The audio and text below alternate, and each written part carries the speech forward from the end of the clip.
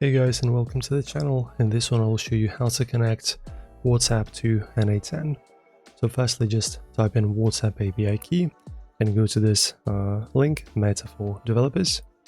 Okay, and as you can see, we have the requirements for a API key. You need a business portfolio, a WABA, business app, and these tokens will be you will be able to get later. But in general, if you want to get a token, now go back. You just scroll down,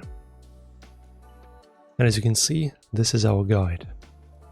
So you need to go to your basically business page on Facebook.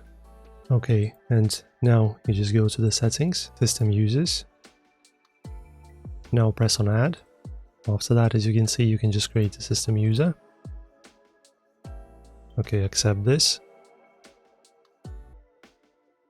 Now system name, test.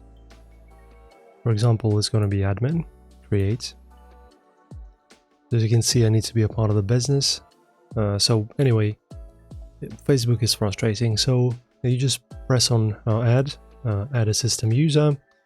After that, what do we need to do? You need to click on the name, assign assets, select permissions, assign them. And after that, after doing this, you will have your system token. As you can see, you will have this window, and here you press on generate token and then copy it. And now get to N8N. Start automating, and now just make sure to create a new workflow. So in here, we start from scratch. Okay, and now in your N8N, make sure to create a new workflow. And in here, at the first step, click on the plus. Now in triggers, type in WhatsApp.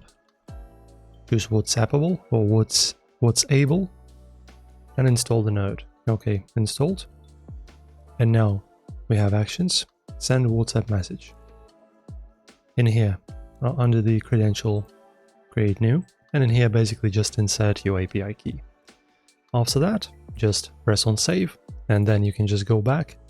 And as you can see, you will have your send WhatsApp automation in here. And now it's working. Guys, enjoy. If this helped, don't forget to like and subscribe.